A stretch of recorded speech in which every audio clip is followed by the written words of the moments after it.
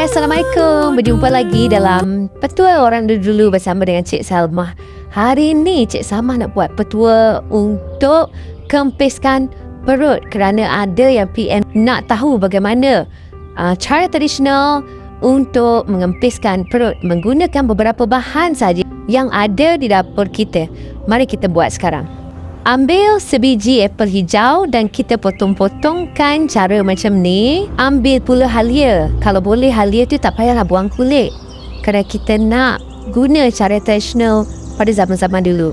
Dan potongkan seperti ini. Dan kita ambil pula lemon. Kita jadikan ia 2 atau 3 slice saja, dimasukkan ke dalam ramuan-ramuan tadi. Kalau banyak sangat, ia akan menjadi sangat masam. Jadi kalau kita ambil 2 atau 3 slice saja. Kita ambil pula serai dalam 4 batang lah. Dan kita ketuk-ketuk serai itu. Sediakan periuk dan isikan air dengan penuh. Sebelum air menggelegak tu, kita letakkanlah apel hijau kita di dalam periuk ini. Dan kita nak rebus semua bahan yang ada tadi tu. Ini adalah petua yang sangat mujarab untuk kempiskan perut pada zaman dahulu. Dan sekarang kita letak halia.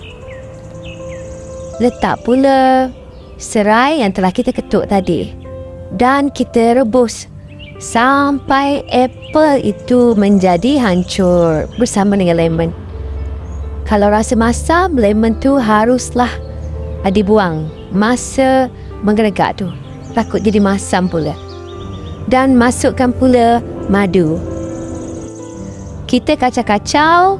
Dan bahan yang seterusnya, kalau nak sedikit manis lah, masukkanlah gula. Kita hanya menggunakan 2 atau 3 sudu gula sahaja untuk rasa manis sikit. Sebab apa?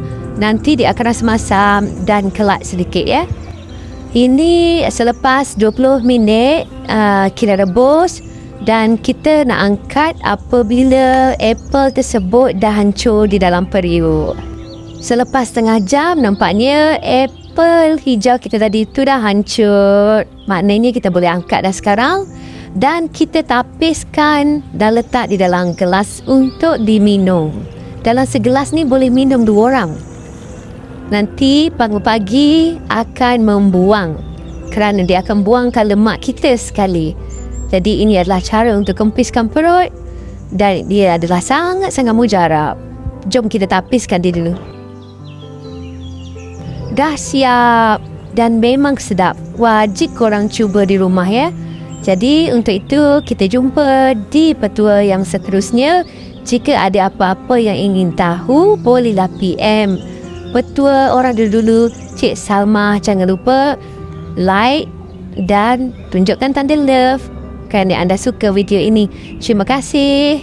Assalamualaikum.